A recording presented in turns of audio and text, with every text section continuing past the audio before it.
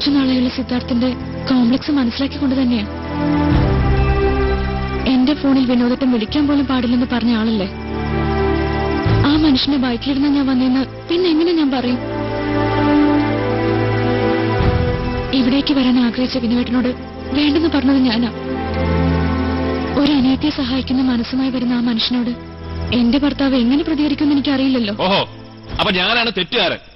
എന്നോടൊരു വാക്കുപോലും ചോദിക്കാതെ അവന്റെ മകൾക്ക് ബർത്ത്ഡേ ഗിഫ്റ്റ് വാങ്ങിക്കൊടുത്തത് തെറ്റല്ല. അവൻ ഫോൺ വിളിച്ചപ്പോ കൂട്ടുകാരെയാണെന്ന് പറഞ്ഞതും ബൈക്കിൽ കൊണ്ടുവിട്ടത് മറച്ചു വെച്ചതും നിന്റെ ഭാഷ ചിലപ്പോൾ അത് തെറ്റായിരിക്കില്ല. പക്ഷെ ഒരാണും സ്വന്തം ഭാര്യ മറ്റൊരുത്തിനെ ആശ്രയിക്കുന്നത് ഇഷ്ടപ്പെടില്ല. പക്ഷേ സിദ്ധാർത്ഥ്, ഞാൻ വേണ്ട, നീ ഇനി എന്തു പറഞ്ഞാലും എന്റെ മനസ്സിൽ പതിഞ്ഞ കാര്യങ്ങൾ മായില്ല ഒരിക്കലും.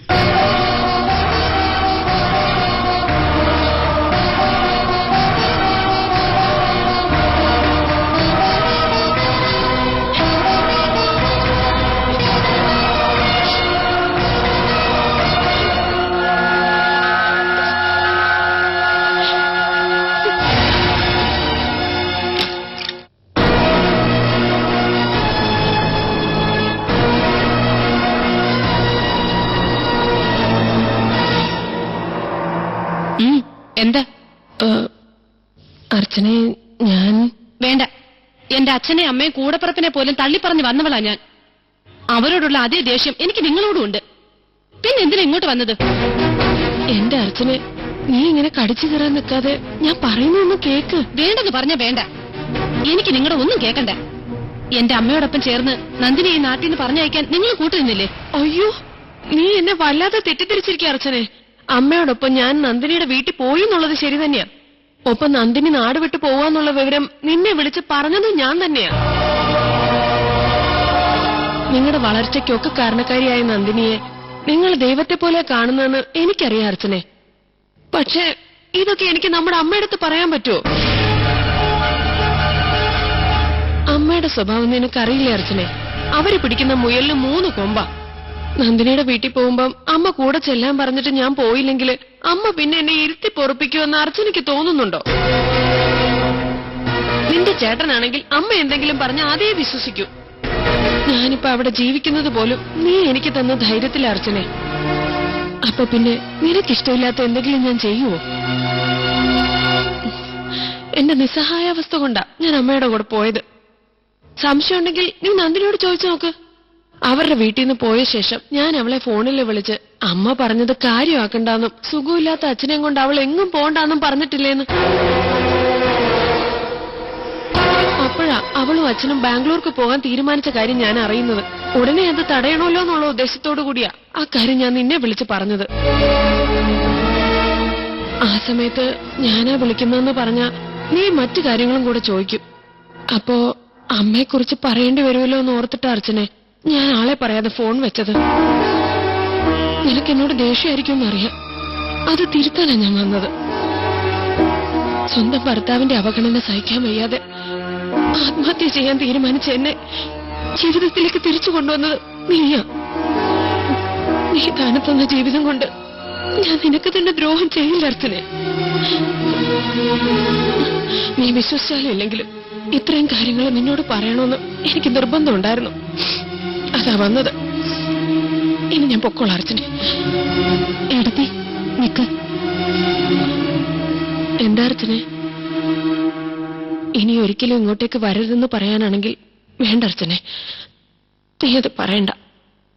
ഞാൻ വരില്ല. ഏട്ടത്തി എന്നോട് ക്ഷമിക്കണം. ഏട്ടത്തിക്ക് പറയാനുള്ളത് എന്തെന്ന് പോലും കേൾക്കാതെ ഞാൻ ക്ഷോഭിച്ചത് ഒട്ടും ശരിയായില്ല. ഏട്ടത്തി വാ, ഇരിക്കെ.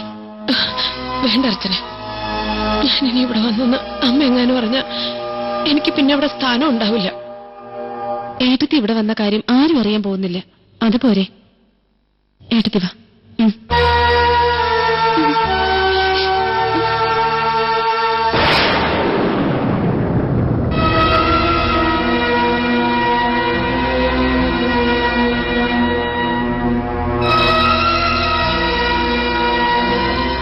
എന്താണി ഇന്ന് ഡൈനിങ് ഹാളിൽ കണ്ടല്ലോ? ഊണുണ്ടെന്നില്ലേ? കൊണ്ടുവന്നു. എന്തോ കഴിക്കാൻ തോന്നില്ല. എന്തുപറ്റി? സുഖമില്ലേ? ഏയ് അങ്ങനെയൊന്നുമില്ല, വിശക്കാനിട്ടാ. അത് വെറുതെ. രാവിലെ കണ്ടപ്പോഴേ ഞാൻ ശ്രദ്ധിച്ചു, റാണിയുടെ മുഖത്ത് എന്തോ ഒരു വിഷമമുണ്ട്. എന്താ, വീട്ടില് വീണ്ടും എന്തെങ്കിലും പ്രശ്നം ഉണ്ടായോ? എന്നോട് പറയാൻ പറ്റാത്താണീ പറയണ്ട. പോയി ആഹാരം കഴിക്കും. വൈകുന്നേരം വരെ ഇരിക്കേണ്ടതല്ലേ? വിനോദേട്ടാ, എനിക്ക് ഇതൊന്നും പറയാൻ ആരുമില്ല. എന്റെ ലൈഫിനെ കുറിച്ച് എന്തെങ്കിലും ഞാൻ പറഞ്ഞിട്ടുണ്ടെങ്കിൽ അത് വിനോദേട്ടനോട് മാത്രം. അതും എന്റെ സ്വന്തം ഏട്ടനെ പോലെ കരുതി. ഇപ്പോ പ്രശ്നമായിരിക്കുന്നത് അതാ. എന്നുവെച്ചാ? വന്ന് സിദ്ധാർത്ഥ് ഇപ്പോ എന്തിനും ഏതിനും എന്നെ സംശയിക്കാൻ തുടങ്ങിയിരിക്കുക. വിനോദേട്ടൻ എന്നെ ഫോൺ ചെയ്യുന്നത് പോലും. അതുകൊണ്ടാ ഇന്നലെ ഞാൻ വിനോദേട്ടന്റെ ബൈക്കിൽ വീടിന് മുമ്പിൽ ഇറങ്ങാതെ വഴിയിലിറങ്ങിയത്. പക്ഷെ ടെറസിന് മുകളിൽ നിന്ന് ഫോൺ ചെയ്യായിരുന്ന സിദ്ധാർത്ഥ് അത് കണ്ടു. എന്നിട്ട്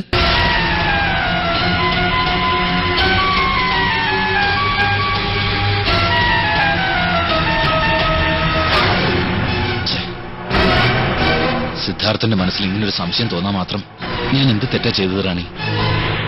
എനിക്കറിയില്ല വിനോദേട്ട. തുടക്കത്തിൽ വിനോദന്റെ പേര് കേൾക്കുന്നത് സിദ്ധാർത്ഥന് ഇഷ്ടമല്ല. അതുകൊണ്ട് മോളുടെ ബർത്ത്ഡേക്ക് ഞാൻ വന്നതും വിനോദേട്ടനെ ജോലിക്കാരും പറഞ്ഞ് എന്നെ ഫോൺ ചെയ്തതെന്നും ഞാൻ സിദ്ധാർത്ഥനോട് പറഞ്ഞിരുന്നില്ല. അതെല്ലാം കൂട്ടിവായിച്ചോണ്ടാ സിദ്ധാർത്ഥ് ഇപ്പനെ കുറ്റപ്പെടുത്തുന്നത്.